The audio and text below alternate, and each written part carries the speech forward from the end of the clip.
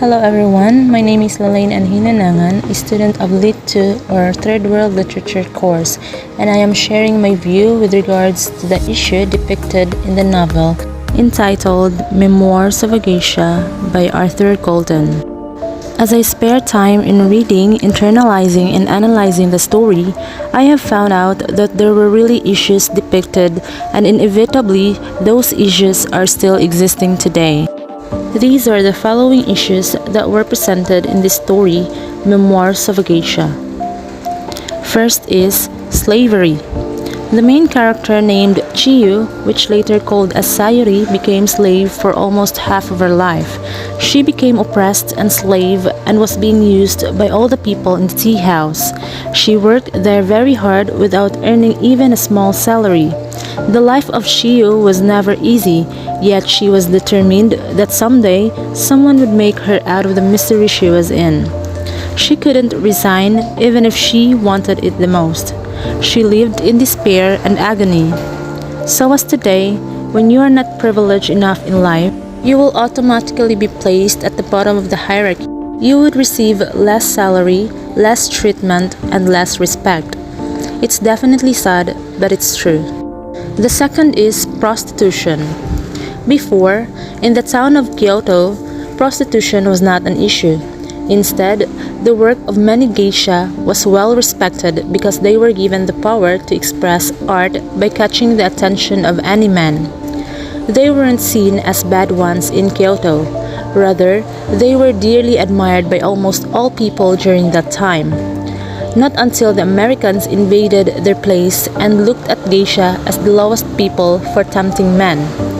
They were disrespected and ignored along the way. As of today, prostitutes are never accepted to our society, or if they exist, they will be given less respect and importance. This issue might be fine to other people, but for some, it will never be good. The last, but definitely not the least issue is social class boundaries. A geisha is well trained for the big moment to come. One geisha is expected to be with a man who is fortunate in life.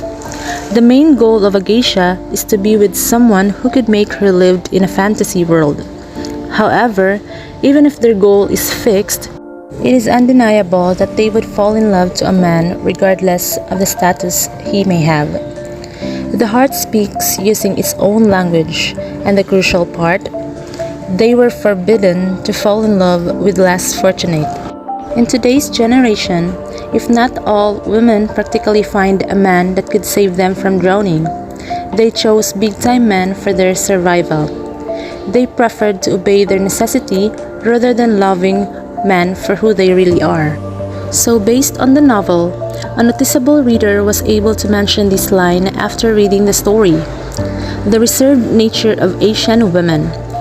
Reading the line itself makes not much sense, but if you happen to read the novel or watch the movie, the said line becomes heavier than the first time you read it.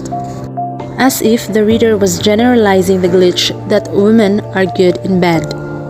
Also, having the idea that non-technical prostitutes are actually the real prostitutes. This is a tricky one because from the story of Memoirs of a Geisha, even if they were entitled as prostitutes, they still have the hearts to impart their genuine love to the ones they truly loved and adored. This major issue is quite suffocating, yet it is what it is as I happened to study the story. Therefore, Memoirs of a Geisha is a novel that explored the depth of personal intricacies. It is unlikely to be published because of the highlighted topic, which is the world of prostitution. Nevertheless, this novel became spectacular in terms of handling various problems in life with bold and determination. Despite the given issues, the novel is sold over 4 million copies. With this, I strongly believed that the novel became popular because it tells us readers what it looks like to be in a real world.